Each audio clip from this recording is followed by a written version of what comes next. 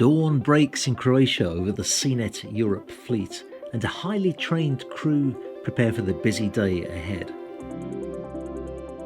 These are the front-line troops of this successful company, and from my dealings so far with SEANET, I have to say that each member of the crew does seem to be cherry-picked from the industry's finest, and then trained to radiate a friendly professionalism that just makes you feel at home on board.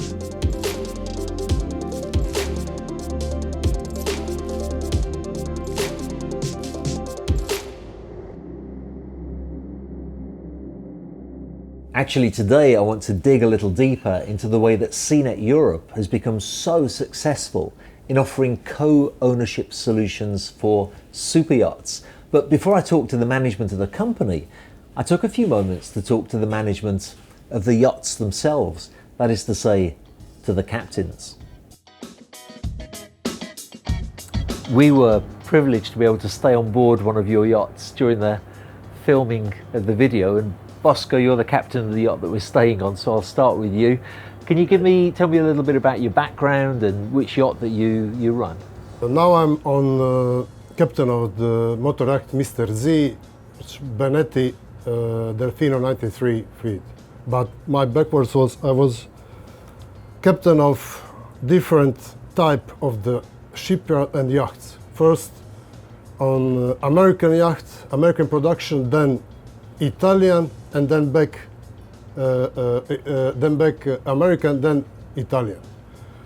From Pershing to Broward to Hatteras. Wow, you've run a Broward as well. Yeah, as well. But my career is almost 25 years in yachting business. A long time. A lot of time. Mostly in Croatian waters or other? Mostly Croatian water. Mostly, but every season we've been during the Mediterranean, let's say from Split to north up to the Venice, to the North Adriatic, then south to Albania, Greece, Turkey, Malta, Sicily, all over the Mediterranean. And Marin, we met on the Azimuth 35 when we filmed on that yacht. Can you tell me a bit about your background? Yes, we met last year in Cannes. At the moment I'm the captain of motor yacht Heed, Azimuth Grande 35. And I have 15 years experience in yachting industry, and I've been captain in the beginning of my career. I've been working for Sunseeker dealer in Croatia, so I've been mostly on Sunseeker, but all kind of models and all sizes of Sunseekers. Later on, I've been also on Ferretti, Benetti as well. So I changed a lot of different yachts and models during my career. Excellent. Till now. And Ivo, we've met today for the first time. What yacht are you running and what's your background? I'm working on motor yacht Uni. It's 35-meter Benetti Mediterraneo from 2018, and model it's 1.6. And previously, what were you? Previously, yes, I've been on 2 Benettis as well. I've been on Hocha Shipyard, Breward as well, mostly Italians. Yeah. So I've now been on all 3 of your yachts, and I was telling Matti that one of the things that impresses me the most is the standard of the crew, not just the captains, but everybody, the service, the chefs, the stewardesses, the way the yachts are kept so clean and in good working order. First of all, you, Bosko, how do you think SEANET have accomplished having that high standard across the board? First, all crew, what came in SEANET group, they need some license that should have. Then, experience also in yachting business, because on the SEANET we have a really high standard. And if cannot share with us the challenges and everything, they cannot be on the part of SEANET team.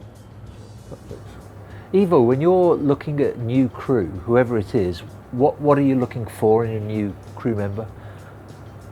Most important thing for me, it's a reference from my colleague, of course, and it has to have skills, and depends of the rank, it has to have required certificates, tickets.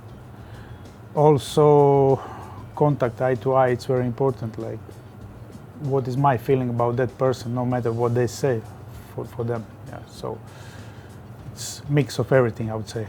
Yeah. I noticed that when we were on Heed last year, there was a real nice vibe amongst the crew. Are you looking for sort of their personalities as well, Mario?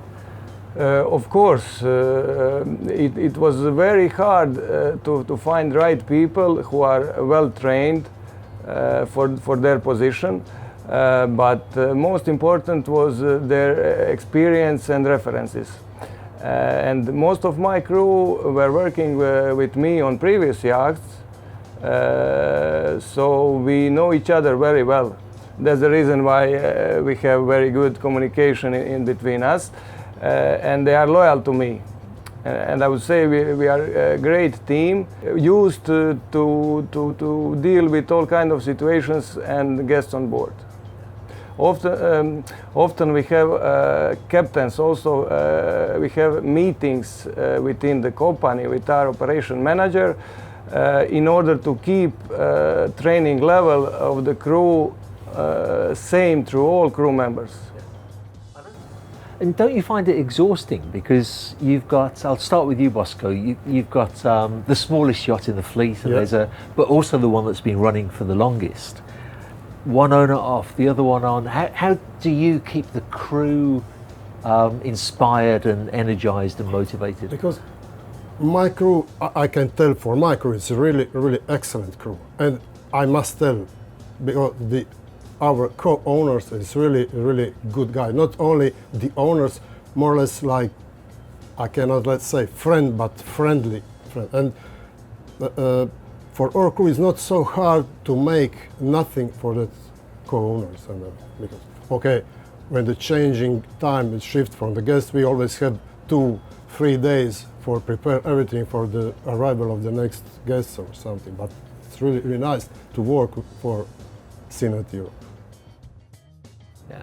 So a lot of my closest friends are captains, and I'm talking to them all the time. I was talking to one this morning actually, and they really get worried if there's not enough time for the maintenance and winter works. And I know that with some of the yachts, we're talking about doing dual seasons. How do you, again with you first, Bosco, how do you plan to find time for all the maintenance work on the boat? I think, and the main things in yachting is the good maintenance. Okay, Ivo say also we have a budget and we change everything what we need to change. Let's say for check, inspection, and really, really yearly, monthly and daily maintenance for everything what they have on devices and everything on the boat, including normally the engine room, the main engines, generators, water makers, compressors, compressors of condition and everything. Every screw was, if it's need, is changing. Have you ever been told, no, you cannot spend money? Never.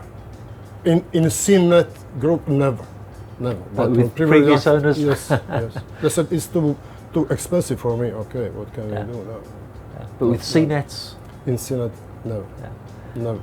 And who, I'll ask you, Ivo, who is it in SEANET, in the management, that you speak to most for maintenance issues and such like? It's operational manager.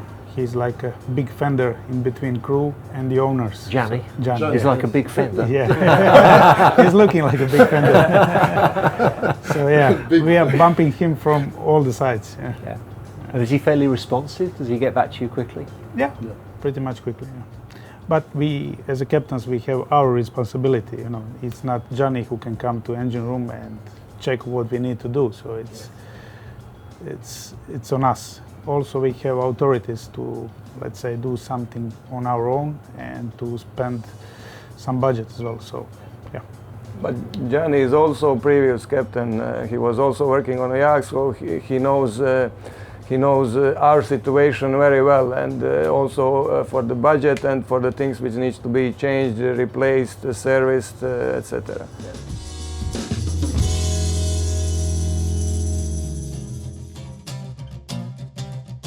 Get funky. I've been a guest on SEANET Europe yachts a few times now, and I have to say that the whole operation runs like clockwork. I've always gone away from filming thinking how great it would be to co-own one of their fleet. So let's hear from the people in the company who make that possible to understand exactly how co-ownership works. So what I'd like you to do is tell me a little bit about the way that SEANET and the way that you get to know potential co-owners first, and how you adjust what you're offering according to their circumstances in terms of the size of the yacht, the way they're going to use it, where they want to use it, what the best structure for each client is. Yeah. First of all, the first part of your question is how we get in touch with customers. So we have invested more than $1 million in the past 4 years in marketing. Yeah? So marketing in being part of exhibitions, having a stand. We have been in all the major magazines. We have done a lot of investment in marketing simply to bring the brand and the ID to market. That's one thing. And we are still continuing, but we are going more and more digital because we see that we approach much more people digitally versus the classical way of approach. But that's one part. The nice thing of when you grow, when you have multiple boats in the fleet, that your client base, your customers, my partners become my best ambassadors. So what we now have, we are building more and more a network of people who become part of the SEANET story. And they start talking about their positive experience, and they bring us other potential buyers. I have frequently that I'm in a weekend, I get on the phone, then I have one of my partners phoning me and I hear he's on the party. Yeah, he's anywhere in the world, he's standing there, he said, I have a friend, Matty, who is willing to buy a boat. I told him he has to do business with you, and I got the phone. So it's now more and more coming out of the network. That's one thing. Okay, when we then address people, and that was the learning curve for me, I'm really passionate about yachting. Yeah? And I think I know a lot about yachting, but I don't know everything. I learn every day, and you learn very often by mistakes. So one of the mistakes that I've done, I tried too much to bring them to the yacht that I believe was the perfect yacht. But it should be the opposite. I should bring them to a yacht that is for them the perfect yacht. So it all starts like an architect is building a house. Yeah? And a good architect, he don't speaks about the house, he first speaks about what are your habits. How much time you spend in your bedroom. Yeah? How much time do you spend in the kitchen, or how do you live your house? Do you invite a lot of people? So there are a lot of multiple questions, and when you reflect that to yachting, are you a single user? Are you simply want to use it with your family? Do you have very often business people on board? Are you more the party type of guy? So I need to understand what is the purpose of use. How are you going to use? Do you want to visit remote places? Are they more for the fancy places? All those things together define the size, the type of yacht, and then it comes up to the lines, because one line on a boat, I may like it. Recall, I'm a Benetti lover, I love that line, but I've had people say, Matty, very nice for you, but I don't like this shape, I like another shape. So now it's more, we customize around listening and talking with a potential buyer, and then see how can we bring him into a structure of a boat that's really fitting his purpose. Yeah, and that's the way that we approach it. I remember actually the first time that we spoke, my biggest question was, how do you cope if one owner is very quiet and a family man and has his children on board, and another owner likes to do crazy things and parties, and we all know what happens on some yachts. I will answer you very short. Yeah, it's in our company, it's all about quality and not about quantity. Yeah, and what does quality mean for me? We want to have qualified buyers. And I don't want to be arrogant, but we don't accept everybody. It sounds maybe a little bit arrogant, but we try to bring family-oriented people, normal people, whatever normal means. Yeah, we want to bring people together who want to enjoy the yachts, the lifestyle, and who fit with each other. So when you really, we are not a company for the really party bangers. That's not us. We try to simply bring people together who have a good fit, because together with party, I give you an example. When you really have a party boat, and captains know that very well, you very often come in the nice places, you are moored back door, and then you have all through the night, you have the music. Very often the captains of the marina locally come back to you and say, put the music down. So you get a lot of stress. When I'm then in that same boat, I'm the family guy, I am the next one who uses the boat, I'm confronted with the fact that the marina says, no, you cannot enter anymore. You have been that boat with a lot of noise, with a lot of this. Yes. So I have to be very prudent because you build up a certain reputation. And for the marinas and the place that you go to, it's not the owner, it's simply the name of the boat. And at a certain point, they block you as a boat. So I have to be very prudent. So we are very selective in who we want to get without being only looking to elite. But we want to try to bring people together who, from my point of view, when we talk with each other, that fit in our structure. Yes. Compatible. Compatible. That, I think it's so important. And that's also the luxury that we have. I have the luxury that I don't need to grow fast. So I don't need to accept every sale. So when it goes slow, it goes slow. It costs money, but I believe really that in the long term, that quality will survive and quality will bring us a success.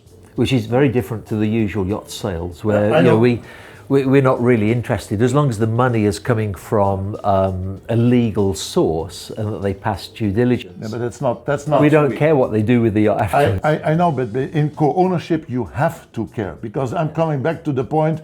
Our journey starts when you sign. It don't ends. So when the money is paid and then it starts, then me together with our operations team, with our operations manager, we have to manage those people. And the more crazy you get, the more difficult that they are to manage. And we don't want to have that. Keep in mind, party, and I don't want to go to an ethical discussion, but party and drugs is not far away from each other. Can you imagine? I'm the family guy with my children coming on board. And my earlier partner is the party guy using drugs on board. They put my boat on chain. That are things that I want to avoid as much as possible. But also I've noticed that the Benetti Delfino, for example, which is the older yacht in the fleet, it still looks brand new because the people on board are respectful. Yeah, but it's a combination of having owners who respect the boat. It's having a top team of crew who's motivated to do it, and having a company who appreciates their work, and a very important point, the necessary budget to do that. So when you would go in detail on our Delfino with 6 years and 3,000 hours of engine and 7,000 hours of generator use, you will not believe that this is a 6-year-old boat. Yeah. But it costs a lot of dedication, time, good team and budget. And when you have that combination, you can have a very nice boat, even when it goes up to 10 years. I really believe in that. But it's all a matter of planning and handling it in a professional way. So if I was coming to you as a new client, in effect, what can you offer me? There are 3 different questions I hear from every single person that I talk to. 1, how does it work? Yes. 2, how do I get in and how do I get out? Yeah. And thirdly, how trustworthy is this whole concept? Because it's pretty new. So basically, if people want to enter the yachting world, and we have spoken to them and we offer them a standard package, meaning a 16% in a super yacht. So we specialize in yachts. 16%. So we specialize in yachts between 30 to 60 meters. That's more or less our niche. And 16% would offer you a guaranteed 4 weeks use in Europe and 2 weeks in the Caribbean. From the years that we are doing this, we see that all of our clients are active business people, and spending more than 6 weeks a year is already a struggle. So 6 weeks, we found that as a sweet spot. If you have the combination of 4 weeks Europe and 2 weeks Caribbean, that works perfectly. So you dissect, or your investment in your fund goes from 100% down to 16%. Secondly, your running cost goes down from 100% to 16%. So your financial cash out is 1/6. Then it's an equity ownership. You own actual ownership in the yacht. Yeah. And secondly, there's a management company that does everything for you, which is SEANET. So we have a service level agreement with that company, and we make sure that there is crew, there is maintenance, there's a concierge service. So it's an A to Z service. At the end, if I want to exit, then we sell your share to an incoming buyer. So it means there's an entry, there's an exit, there's a full management in between, yes, and the customer can only, or the only thing he has to do is to enjoy the vessel. And for us, that's a system that now works perfectly. Yeah. So if I'm a new buyer and I sign up with you, really all I need to do once the contract is signed is make what, monthly payments to SEANET, a one-off payment per year? How does that work? So there's a one entry to buy and acquire a share in the yacht. Yeah. That's a one-off payment. Then we agree beforehand a budget for the yearly running cost. That's been discussed with the whole team, everybody from the cruise involved. It's a transparent budget, and we try to achieve that budget and obviously try to improve it with the owners. That's being paid at the beginning of the season. So we don't want to have any discussions with people saying, I don't want this, I don't want that. It's a consensus. We as SEANET put a standard out there. You as an owner sign for it. So the money is being paid for the boat, the budget is being paid for the running cost, and obviously when you come on board there's the fuel and food that is separately. But if you do that from the beginning and there's an agreement from all the co-owners, we don't have any arguments afterwards. I think that's a very important topic. I think it's pretty important to understand what is the difference between timeshare and actual co-ownership, because that's a big misconception. And most of the journalists and clients that I talk to have that question. So how do I get in, how do I get out, what is the management of the boat, how do I enjoy? And then, by the way, it sounds like timeshare, we own something together. Can you please explain how that works? Very simple explained is with timeshare, you buy the right to use something. 50 people buy an apartment somewhere, they own 2 weeks, they sign a contract for 30 years, and they buy the right to use that apartment. They don't own the actual bricks and mortar. Yeah? It's just a contract that you prepay your holiday for 30 years. With co-ownership, if the 4 of us would buy it, we actually own 25% of the vessel. Yes. Meaning if in 3 or 4 or 5 years we sell the yacht, the funds that will come back will be divided among the 4 of us. So it's an equity ownership. So big difference, timeshare is the right to use, co-ownership I actually own. Another big difference is with timeshare they allow a multiple of people, 40, 50, 60 people into apartment, which causes reservation issues, which has any headaches. With co-ownership, we want to guarantee people access. So 2, 3, 4, 6, depending on the seasons, that everybody has guaranteed access. And so it's a question of matchmaking the person to the right yacht. But I was speaking with Matty a lot as well about matchmaking the quality of clients that you have. Can you explain that to me in more depth? Yeah, so a UK family, very experienced in yachting, with children, prefers to cruise in August. Say it would be ideal if you could find me a family which likes to cruise in July, for instance. Yeah, we like a particular client of family, not the party people who look after a boat, because a boat 5, 10, 20 million is a big amount of money. So they're looking for somebody who really matches them, not just from a financial point of view, but also that looks after the boat and really looks for the quality in the yacht and the service. So basically what I do, I talk to people from Australia, from America, from South America, and I try to find the right match, both from the quality style, but also for the fact that their vacation time matches them.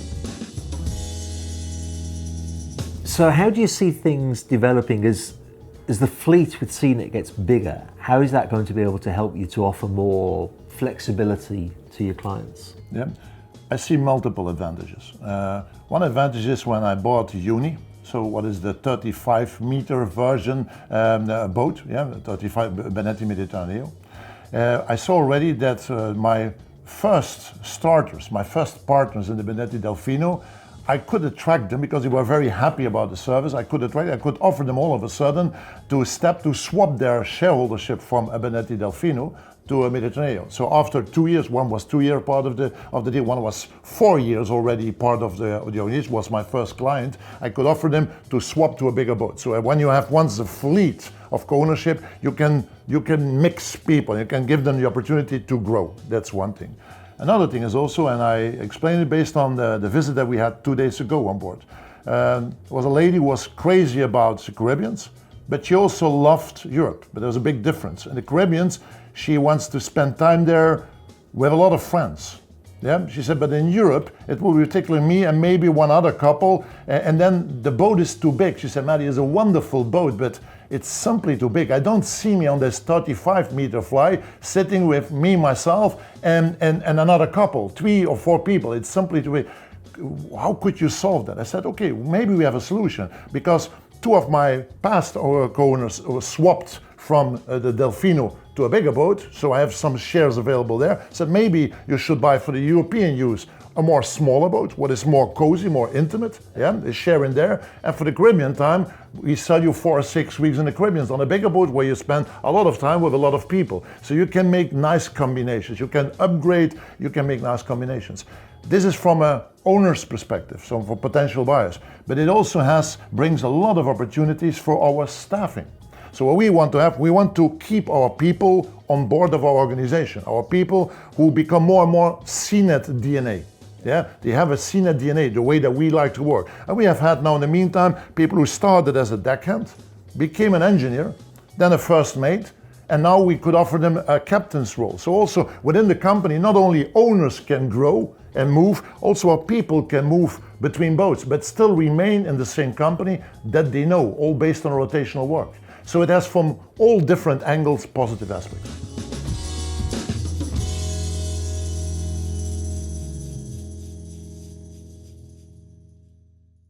During the course of my time on board, Matty really stressed to me that to him, quality is far more important than quantity. Now, of course, they want a bigger fleet of yachts, but they want quality yachts with quality crew. And maybe the most difficult thing, they want quality partners. The co-ownership structure depends upon co-owners being carefully selected. In fact, not everybody will be accepted as a co-owner of one of their yachts in the fleet. SEANET Europe doesn't want people who have crazy, out of control parties, disrespecting the marina in which they find themselves, disrespecting the crew, disrespecting the yacht itself. In fact, Matty personally meets with every potential partner to ensure that they're compatible with the ethics and the standards of the other co-owners. That's largely why SEANET Europe has become so successful. Now, some people will see all the services that SEANET Europe offers, the concierge services, the yacht management, the crew management, and they'll want all those things, but without having to co-own the yacht. Effectively, they want the best of both worlds. And so SEANET Europe have started to offer sole ownership services. And of all the things that I've learned so far on this trip, maybe that's the one that interests me the most. So the final video will take a look at what makes SEANET Europe truly unique for people who want all of the benefits of co-ownership, but all to themselves on their very own yacht.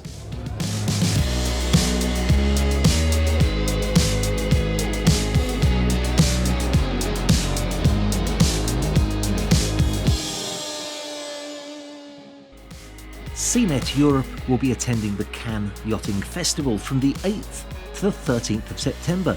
You can meet Matty and his team at the SEANET Europe stand on Jetty 154.